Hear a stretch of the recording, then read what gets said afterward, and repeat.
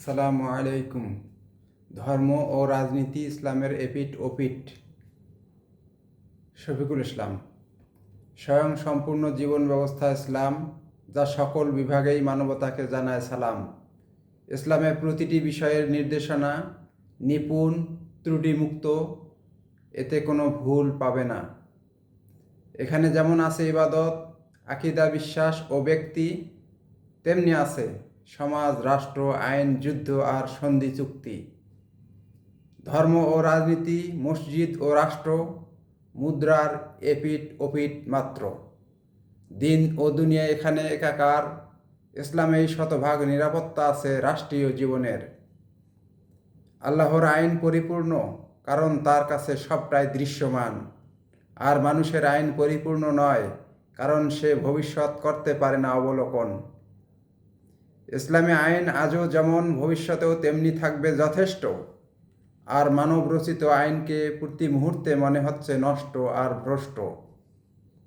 দেখুন না আমাদের সংবিধানটাই কাটাছেঁড়া হচ্ছে কত, আর তার প্রভাবেই সংকট বাড়ছে দিন যাচ্ছে যত।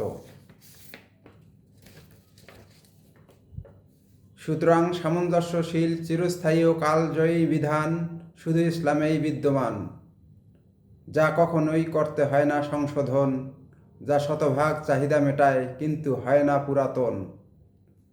মুসলমানকে স্বীকার করতে হবে অবশ্যই, আইনগত প্রভুত্ব একমাত্র তারই। দেখুন হে মানব গোষ্ঠী, সূরা আনআম আয়াত 164। সেখানে মহান আল্লাহ প্রশ্নাকারে বলেছেন এসব। বলুন, আল্লাহ ছাড়া আমি কি অন্য কোনো প্রভু তালাশ করব? অথচ তিনি তো সকল বস্তুর রব। এক্ষেত্রে বুঝবেন আরও বেশ, দেখলে সূরা ইউসুফ আয়াত 40। আল্লাহ ছাড়া অন্য কারো হুকুম দেবার ও প্রভুত্ব ক্ষমতা প্রয়োগের অধিকার নেই। তিনি আদেশ করেছেন দাসত্ব ও আনুগত্য হবে একমাত্র তারই। বস্তুত মানব জীবনের একমাত্র মজবুত ও সঠিক পন্থা এটাই। সামনে আরও দৃষ্টি দিন, দেখুন সূরা আরাফ আয়াত 3। সেই আইন বা বিধানের কর অনুসরণ, যা তোমাদের জন্য তোমাদের প্রভু করেছেন প্রেরণ, এবং তাকে পরিত্যাগ করে অন্য কোনো নেতার করোনা অনুসরণ। এভাবেই আরবি ভাষায় আপনার প্রতি করলাম অবতীর্ণ মানব মণ্ডলীর জীবন বিধান।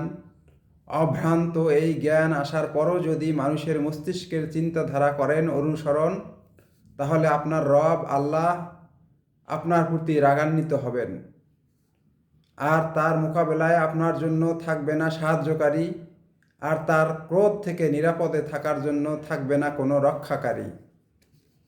আল্লাহর আইনগত প্রভুত্ব অমান্য নিশ্চয়ই কুফরি হিসেবে গণ্য। সুতরাং যারা নিজেকে দাবি করি মুসলমান, তাদের অবশ্যই হতে হবে সাবধান। আসসালামু আলাইকুম।